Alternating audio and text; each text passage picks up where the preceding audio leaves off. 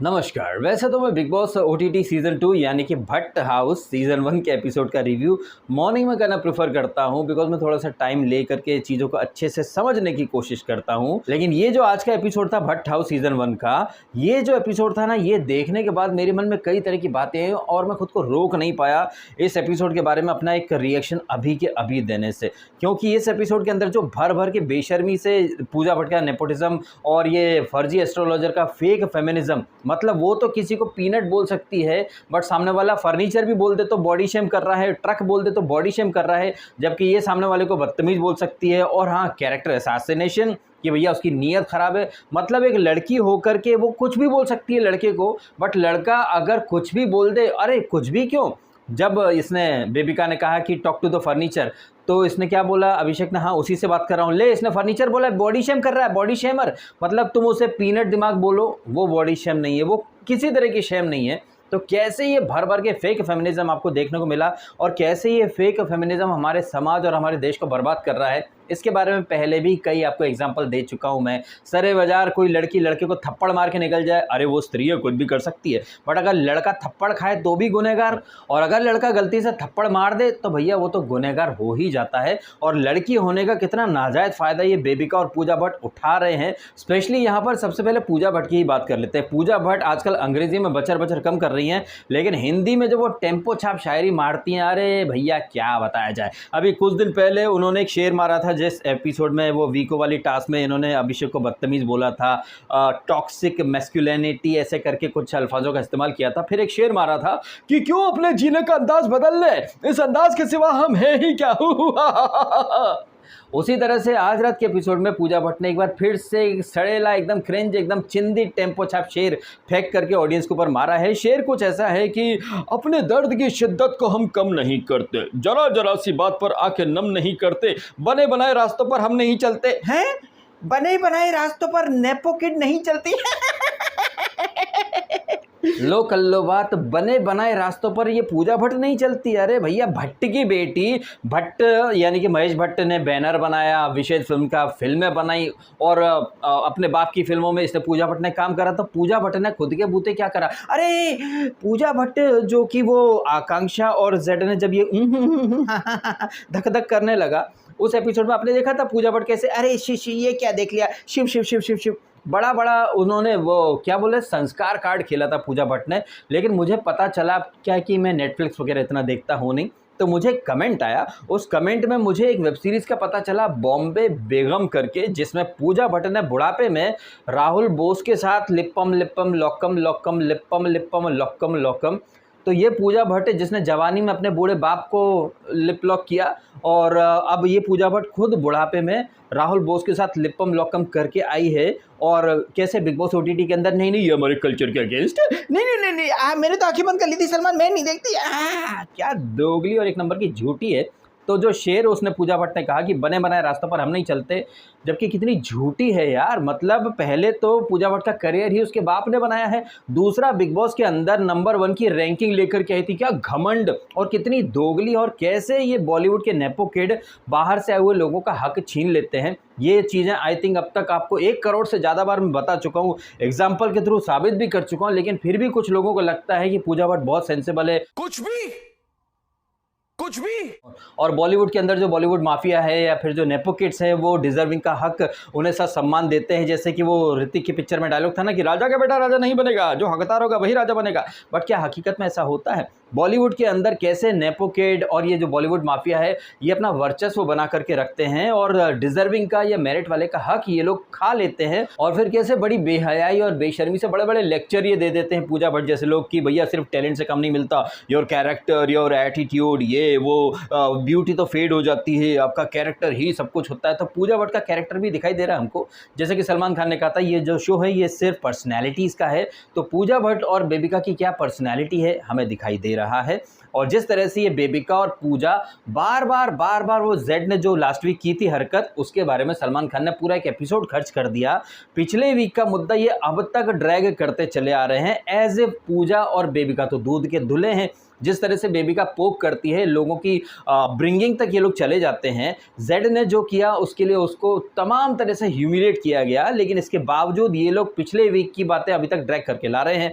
अब देखना इंटरेस्टिंग होगा कि सलमान खान के बम में दम होगा जो पूजा भट्ट को वो खरी खोटी सुना पाए। ये पूजा भट्ट जो कि खुद एक नंबर की डिप्लोमेटिक है और हिपोक्रेट लेडी है, दोगली कहीं की, एक दिन पहले साइरस को बोल रही थी, साइरस यू बी डिप्लोमेटिक और दोगला, हम आपकी तरह नहीं हो सकते। जब साइरस ने कुछ बोलने की कोशिश करी थी तो साइरस को ही चुप करा दिया था। तो कैसे ये पूजा भट्ट अपने असली औकात दिखा रही है। स्टार्ट के 2 वीक तक तो जेड को पाल पोस करके इसी ने चने के झाड़ पर चढ़ाया था ना पूजा भट्ट ने, तब तो जेंटलमैन है जेड। अब वो जेड या जेड जो भी है, अब वो इतना बुरा हो गया कि उसकी प्रेजेंस से भी इनको नफरत हो रही है। वो बंदा अपना ओपिनियन भी देता है तो सब उसके शब्द पकड़ लेते हैं। और जिस तरह से इस एपिसोड में जेड वो अटरिया पे चढ़ करके रोया है, वो देख करके मुझे उसके ऊपर काफ़ी तरस आया है। ऑल्दो स्टार्ट से मैं जेड को काफ़ी ज़्यादा रोस्ट कर रहा हूँ, ट्रोल भी किया उसको, लेकिन इस एपिसोड के अंदर जेड ने जिस तरह से दिल खोल करके अपना एक पक्ष रखा है कि भैया वो क्या करे, उसने एक गलती करी थी, उसके लिए वो सैकड़ों बार माफ़ी मांग चुका है। नेशनल टीवी, अरे नहीं यार नेशनल टीवी नहीं, OTT के ऊपर जलील हो चुका है, 17 बार उसने सॉरी बोल दिया, लेकिन उसके बावजूद वो लोग ऐसे ट्रीट कर रहे हैं जैसे कि इसने किसी को मर्डर कर दिया हो, किसी को गाड़ दिया हो। ये वो कहने का मतलब है कि एक ऐसा मुद्दा जो कि लास्ट वीकेंड ही खत्म हो चुका था, लेकिन कैसे बार बार गड़े मुर्दे उखाड़ रही है ये बेबिका और ये पूजा भट्ट। बेबिका का तो समझ में आ रहा है कि वो भैया नॉमिनेशन में है और नॉमिनेशन में आती है तो उसके फटके फलावर हो जाती है, तो ऐसे जोर जोर से फटती है वो कि बस वही वही दिखे। तो उसने तो खैर अपना जो ड्रामा या फिर जो फुटेज का जो स्क्रीन टाइम होता है ना, मतलब वो उसने अर्न कर लिया है ये बनावटी बातें करके। एक वर्ड वो सामने वाले इंसान का पकड़ती है, या किसी से मेरी खुशी बर्दाश्त नहीं होती है, मेरी हैप्पीनेस बर्दाश्त नहीं होती है, एक आदमी खुश रहना चाहता है, ये खुश भी नहीं रहने देते हैं, तू बॉडी शेम कर रहा है, ये बदतमीज, मुझे उसकी शक्ल नहीं देखनी, मैं चाहती हूँ निकल जाए निकल जाए। दूसरों के लिए गड्ढा खोदने वाले सबसे पहले उस गड्ढे में खुद गिरते हैं, ये बात कई बार साबित हो चुकी है। लेकिन बेबिका जो कि शास्त्र की ज्ञाता है, लेकिन क्या घंटा ज्ञाता है, आपको समझ में आ रहा होगा। लेकिन सबसे बड़ी आश्चर्य की बात है कि पूजा भट्ट, जिन्हें दुनिया के लोग सेंसिबल कहते हैं, पूजा भट्ट जो बड़े बड़े शेर फेंकती रहती है, खुद को मैच्योर बोलती रहती है, लेकिन हकीकत में पूजा भट्ट है क्या, एक नंबर की नल्ली नागिन है ये पूजा भट्ट। लेकिन इस नल्ली सी नागिन के आगे कैसे पूरा जियो सिनेमा, बिग बॉस के मेकर सलमान खान कैसे झुककर बॉम्बे बेगम तुम सिगरेट हो तो तोहफा कबूल करो। ये पूजा भट्ट जो कि किसी भी टास्क को टास्क के दिए हुए फॉर्मेट के अकॉर्डिंग करती ही नहीं है। मुझे याद आ रहा है कि इसी वीक वो नॉमिनेशन टास्क हुई थी जहां पर जेड ने बोला था कि वो खुद को ही नॉमिनेट करना चाहता है। तो आपने देखा था कि बिग बॉस ने कितनी ज्यादा खरी खोटी सुना करके रख दी थी इसको जेड को कि भैया ये प्रोसेस है, ये नॉमिनेशन है, आपको 2 नाम देने पड़ेंगे। एंड आई थिंक बाद में जेड ने पूजा का नाम दिया था, फिर बाद में बिग बॉस ने फिर से टोंट मारे थे, ओ वाओ जेड तुम्हारे जड़ बुद्धि वाले दिमाग में पूजा के लिए इतनी बातें थी, लेकिन तुम महानता की एक्टिंग कर रहे थे ऐसे वैसे। लेकिन आज के एपिसोड में पूजा भट्ट ने क्या किया, I don't believe in rat race, मैं यहाँ नंबर 1 की रैंकिंग लेकर के आई थी, जनता ने कैसे एक फेक नैरेटिव चलाया था सलमान खान ने। जनता ने जो रैंकिंग दी थी नंबर 1 की, वो अभिषेक को दी थी और पुनीत को दी थी नंबर 2 की रैंकिंग, लेकिन अपने फेवरेटिज्म और नेपोटिज्म के कोटे के तहत अभिषेक की रैंकिंग पकड़ा दी गई पूजा भट्ट को। ये पूजा भट्ट जो 17 तरह के ज्ञान देती है कि भैया आपको वो इंसान पसंद नहीं है तो उसके हाथ का बना खाना क्यों खा रहे हो, या जैसे आलिया को कहा था कि तुम्हें ये पसंद नहीं है लेकिन उसके बर्थडे का केक तुम खा रही हो, उसी तरह पूजा भट्ट तुम्हें अभिषेक पसंद नहीं था तो तुमने उसके हिस्से की वो करेंसी और रैंकिंग क्यों अपने पास रख ली। मतलब पूजा भट्ट कैसी अपने हिसाब से रूल बना लेती है। मतलब ये 2 मुंह की नागिन है, ये कुचलैंड बोलते हैं ऐसे 2 मुंह के सांपों को। पूजा भट्ट वो कुचलैंड है जो अपने हिसाब से रूल बदल लेती, चित भी अपनी रखती है, पट भी अपनी रखती है। लेकिन ऐसे में बिग बॉस की भूमिका बहुत इंपॉर्टेंट हो जाती है। ये बिग बॉस जो कि दूसरे कंटेस्टेंट के ऊपर तो खरी खोटी बातें सुना देता है, लेकिन पूजा भट्ट क्या कर रही थी, मैं अपने आप को रैंकिंग नहीं दूंगी, मैं इस रेट रेस का हिस्सा नहीं बनूंगी तो मैं अपने आप को रैंकिंग नहीं दूंगी। आई वॉज वेटिंग कि भाई बिग बॉस कब आता है। वो बोलता है कि पूजा ये इट्स अ टास्क, ये टास्क चल रही है, कोई मजाक मस्ती नहीं चल रही, कोई विशेष फिल्म्स का बैनर नहीं है जहां पर तुम्हारे हिसाब से रूल चलेंगे। लेकिन नहीं, लेकिन बिग बॉस नहीं आया। क्यों? क्योंकि अब बिग बॉस का घर बिग बॉस का रहा कहाँ है, ये तो भट्ट हाउस बन चुका है जहां पर भट्ट की बेटी अपनी लाठी से अपनी भैंस हाँकती है। तो बिग बॉस क्या सलमान खान भी कुछ नहीं बोल पाएगा पूजा भट्ट को, क्योंकि सलमान खान की खुद फटती है भट्ट से। भाई भट्ट इतना बड़ा नाम है, और भट्ट करके वो सलमान खान की फट फाड़ करके रख देगा।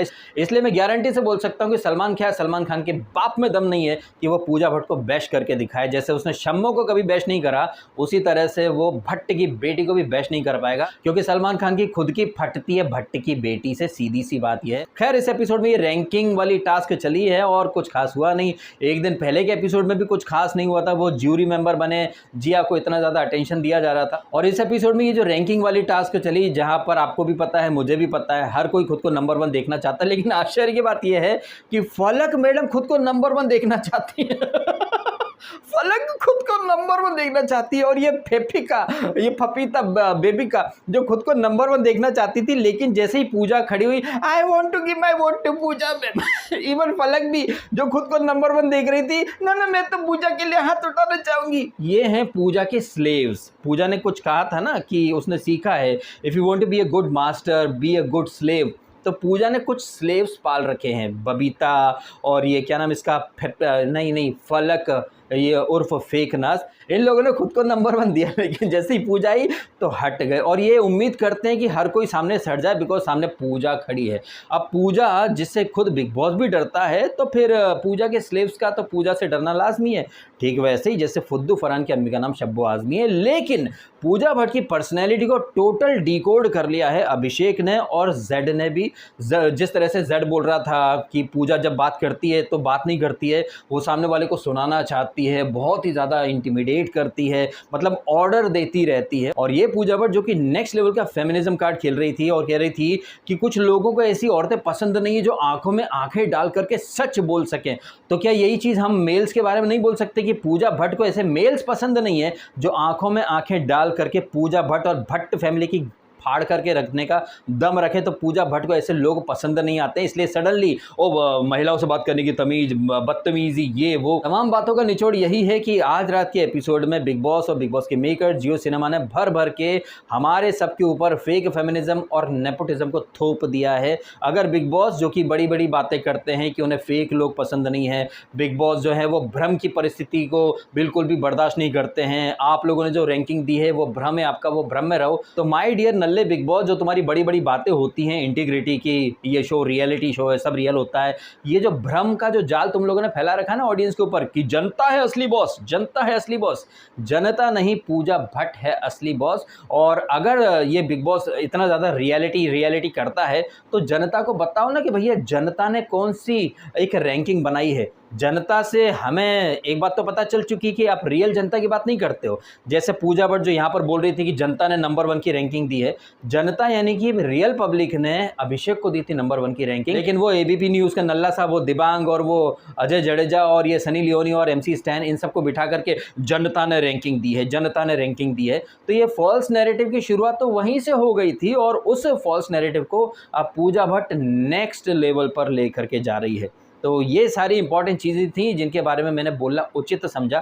अदरवाइज़ इस एपिसोड में बात करने के लिए वैसे तो खैर बहुत सारी चीज़ें आ सकती थी, निकल सकती थी, लेकिन उनके बारे में क्या बात करना। जिस तरह से वो जेड को फलक और ये सब समझाने की कोशिश करे, जेड भी, वो अविनाश भी बोल रहा था कि यार उसकी दुनिया, वो कुछ भी करे मैं कब तक समझाऊँ, तो तेरे को कौन पीले चावल लेकर के बोला कि जाके उसको समझा। हालांकि मनीषा और अभिषेक ने काफ़ी अच्छा एक फर्म स्टैंड लिया और उसने एक बात भी बोली कि जिस तरह से ये लोग जड़ के पीछे पड़े हैं, बेबिका और पूजा ही गलत लगेंगे, जड़ गलत नहीं लगेगा। इतनी सी बात बॉलीवुड की सो कॉल्ड महान डायरेक्टर को समझ में नहीं आ रही है कि एक ही चीज़ के पीछे वो पिछले 5-6 दिनों से पड़ी है। उस बंदे ने जो बोला, सलमान खान है ना, वो हैंडल करेगा उस बंदे को, अगर वो इतना गलत है तो उठा करके बाहर फेंक देगा। लेकिन ऐसी हरकतें करके बेबिका और पूजा दोनों ही जड़ को सिंपैथी प्रोवाइड करवा रहे हैं। इतनी सी बात अगर so called astrologer and so called director के दिमाग में नहीं घुस रही है तो क्या घंटे के एस्ट्रोलॉजर और घंटे के डायरेक्टर में है? ऐसे एस्ट्रोलॉजर और ऐसे डायरेक्टर को तो लात मार के निकाल के बाहर फेंक देना चाहिए। साले एस्ट्रोलॉजी का और फिल्म डायरेक्शन का मतलब फील्ड को बदनाम कर रहे हैं ऐसे नल्ले एस्ट्रोलॉजर और नल्ली डायरेक्टर। क्या है आपके ओपिनियन? कमेंट अवश्य कीजिएगा। और हाँ, मैं बोलना भूल गया तो अभी बोल देता हूँ, वीडियो को लाइक ज़रूर कीजिएगा और कीजिएगा चैनल को सब्सक्राइब यदि आपने नहीं किया तो। और जो रैंकिंग थी, आपको कहीं से कहीं तक लगता है कि जिस तरह से इन लोगों ने मनीषा रानी को टॉप 3 से बाहर रखा, फलक जैसी बोरिंग कंटेस्टेंट भी खुद को नंबर 1 मान रही है, तो भाई क्या बताया जाए। अच्छा, इससे पहले कि मैं वीडियो खत्म करूं, भाई मैं अपनी रैंकिंग तो बताता जाऊं कि मेरे हिसाब से शो में जिस तरह से लोगों का एक परफॉर्मेंस या फिर पार्टिसिपेशन रहा है, उसके हिसाब से रैंकिंग क्या होनी चाहिए, ये मेरा ओपिनियन है। आप भी अपनी रैंकिंग बताइएगा। मेरे हिसाब से नंबर 1 पर आना चाहिए अभिषेक को, नंबर 2 पर आना चाहिए मनीषा को, नंबर 3 पर कंटेंट अच्छा हो, बुरा हो, नेगेटिव हो, बेबिका दे रही है तो बेबिका को तो नंबर 3 पर तो रखना ही पड़ेगा। नंबर 4 पर हम रख देंगे जिया को, उसके बाद रखेंगे पूजा को, फिर पूजा को कॉपी करने वाली फलक को, फिर फलक को कॉपी करने वाले अविनाश को, फिर अविनाश के बाद आता है जड, उसके बाद आता है सबसे एंड में साइरस। ये मेरी रैंकिंग है। अभिषेक, मनीषा, बेबिका, जिया, पूजा, फलक, अविनाश, जड और साइरस। आपकी क्या रैंकिंग है? आप भी कमेंट करके अवश्य बताइएगा। फिलहाल अपना समय निकाला, वीडियो देखा, आपका बहुत बहुत धन्यवाद। Thank you so much.